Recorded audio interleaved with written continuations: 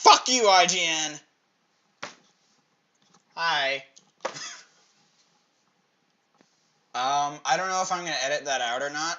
I might. No, I'm not gonna. No point. IGN gave ORAS a 7.8 out of 10, saying that there was too much water.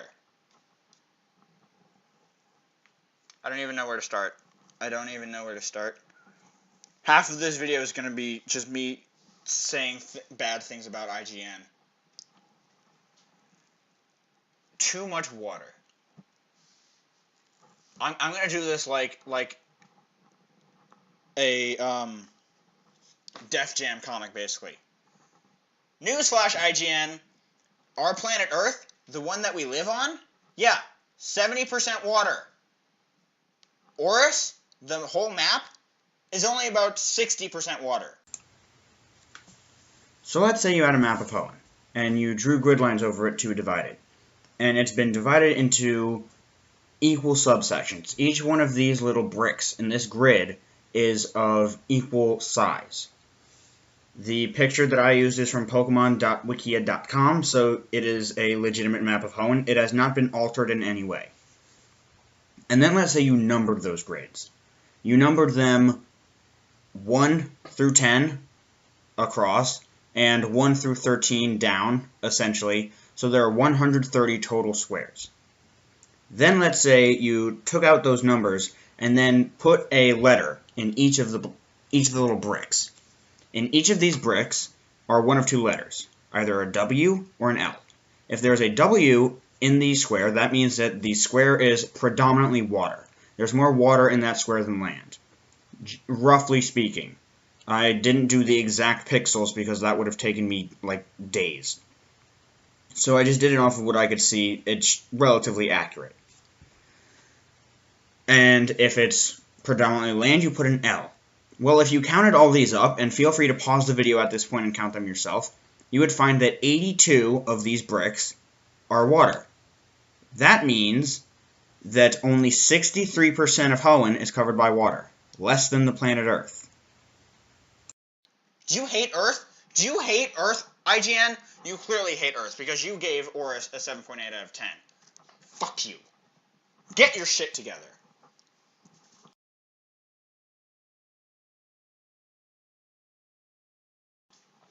Okay, with that out of the way, I'm not going to insult IGN anymore. I've changed my mind. I don't think there's a point in doing that. Oh yeah, something that I forget to do in like all of my videos, make sure to leave a like, comment, and definitely subscribe to the channel. We currently have 0 subscribers when I'm recording this, which is on Friday the 9th of January 2015. Make sure to subscribe. It's very much greatly appreciated. The first few subscribers, I will probably give a shout out to them in the video, saying, like, when we reach 10 subscribers, I will do a video saying, oh my god, we have 10 subscribers. I can't believe there's one person that actually wants to watch me ramble. The fact that there could possibly be 10 is mind-boggling. Shady Penguin, who I love with all my heart, I have never met him. I will be meeting him, as you heard in one of my other videos. Shady Penguin, who I love with all my heart, has 200,000 subscribers. Don't get me wrong, I watch everything he puts on his channel. I have never played Hearthstone. I had never heard of Hearthstone. But Shady uploaded it to his channel. And since Shady's in it, I watched it. And guess what? I liked it. And it had nothing to do with Shady. It's actually a really cool looking game, and I'm probably going to try it out at some point. But anyway, not the point. Can you imagine 200,000 people just sitting and watching you? They don't care what you're doing. They just want to see you do something. PewDiePie has 32 million subscribers. Do you know how many 32 million people is? That's roughly speaking, because I don't remember what the actual number is. I'm looking it up right now. U.S. population.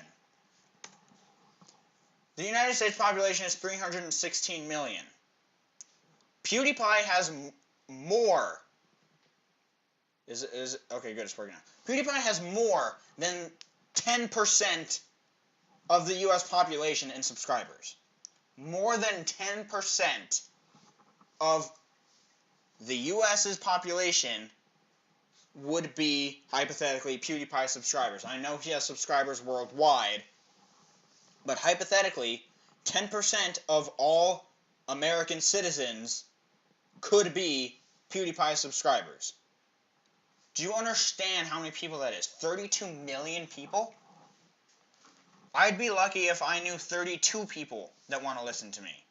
I'm in college, I'm in a comedy and improv class. Nobody wants to listen to me. I'm not very funny or entertaining. And there are, for Shady, 200,000 people, or for PewDiePie, 32 million people. I'm surprised when there's one person who wants to listen to me. If there could be 10, that would be just mind-boggling. I just realized I'm supposed to be doing an ORAS review. Oh my god. But anyway, yeah. Like, comment, and... well, you can't comment. Like and subscribe to the channel, please. Anyway, with all that rambling out of the way, my review of ORAS. ORAS, this is one of the instances where I am going to give it a numbered rating. I give it an 87. 1, it's the opposite of what IGN gave it. 2, I think it's a relatively accurate rating. There were a couple things at fault with the game, but overall, it was very good, it was very well balanced, and there weren't that many issues. The one issue that I did have with it is that there weren't as many available Pokemon. In X and Y, there were, I think, like 400 to 500 available. I think in ORAS you have like 300 that you can get, meaning that you can get before you beat the Elite Four. I think in X and Y it's more around 400 or 500. I could be wrong on that. I don't remember. But that's just one of the... Just because it's limiting for building a team, if you want to make an in-game team, most people don't bother doing that, really. I personally do. I like having a balanced in-game team. It won't matter, because you could run a physical Gengar with Nightshade and still win. The game is designed... The game is rated E. That's what people forget. The game is rated E. That means anyone can buy it. And guess who their target audience is? It's not people like you and me who are in their late teens. It's children. The game is not supposed to be challenging. If you are getting up in somebody's face saying that they're doing too well doing an LP of this game, yeah, it's a children's game. That doesn't mean it's less awesome. It's my favorite game series of all time. And ORAS is probably my favorite... No, it's not. It's one of my top 5 favorite games of all time. The term children's game really doesn't do it justice. It's an amazing game. But yeah, 87 out of 100. I'm trying to think of things that I should cover in it. The graphics in the cutscenes were so amazing. Oh my lord.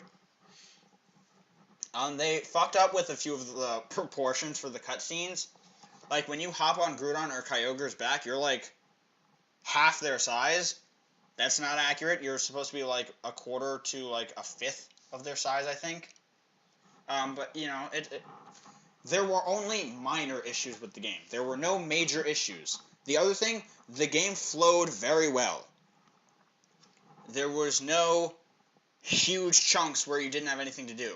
That's one of the problems I had with X and Y. Between the... I think second and third gym, or first and second gym, I don't remember.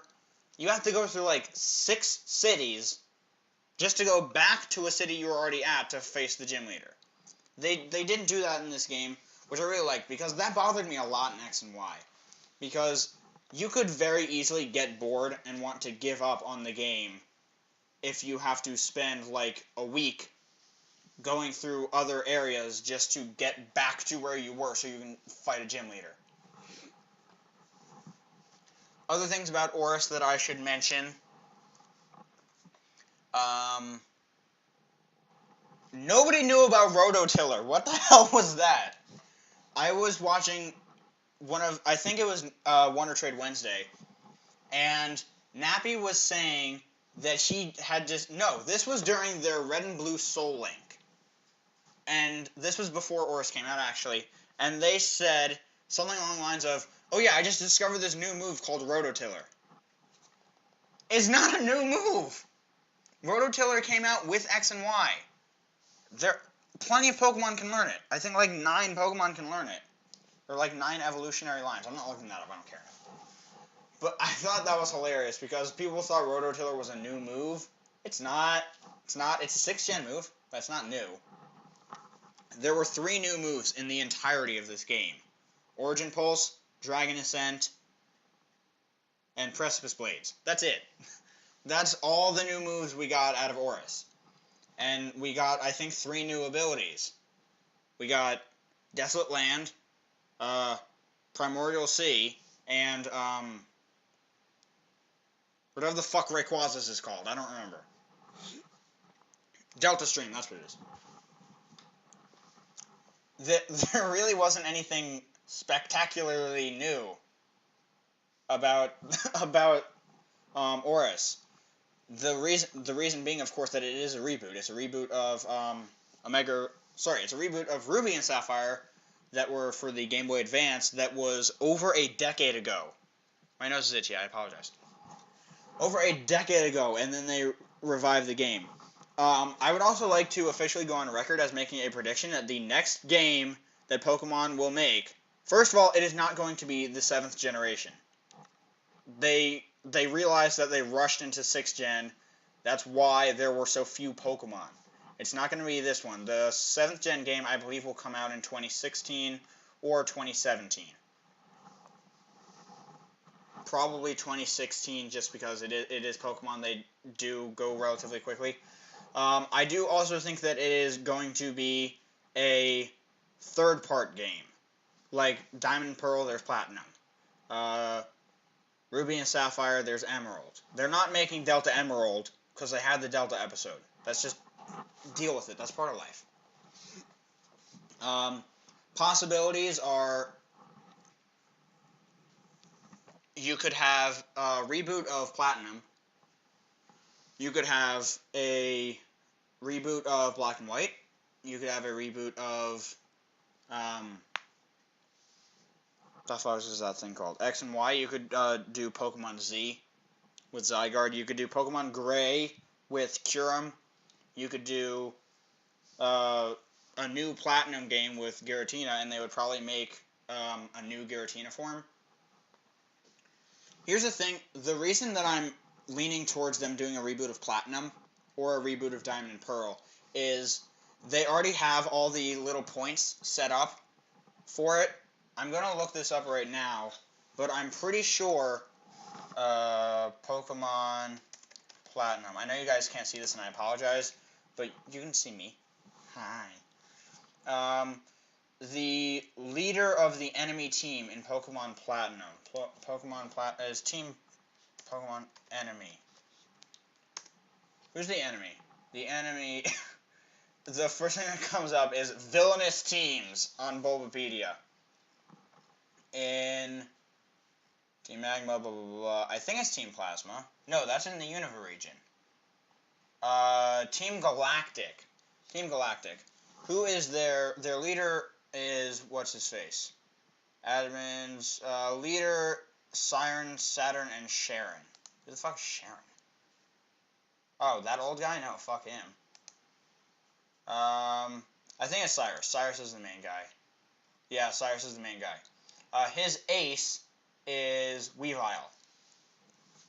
So, but here's the thing about Platinum, is that the champion in Diamond and Pearl and Platinum is... I'm going to have to change the thumbnail. This has nothing to do with ORAS. But I'm so lazy. No, I have to change it. The thing about Diamond and Pearl and Platinum is that they all have the same champion, Cynthia. Cynthia's ace is a Garchomp. Garchomp already has a Mega Evolution, so they wouldn't... It's... like, when they had Mega Blaziken in X and Y, it was kind of obvious that they would be doing something with 3rd gen games, because they wouldn't just stick that in there and leave nothing else. first and foremost, there will be Mega Slowking and Mega Frostlass, and probably Mega Carbink. I'm not 100% sure about that one. I'm virtually certain about the first two. But I think they're going to do a Diamond and Pearl or Platinum remake, and there's going to be a Mega Weavile, and we're also going to get Cynthia as the champion, obviously. I do not think... Actually, no. We probably will get Megas of the Gen 4 starters. We will have Mega Infernape and Mega Empoleon and Mega Torterra. Mega Join! You know what? I'm going to do a separate video about this, because this is a lot of information.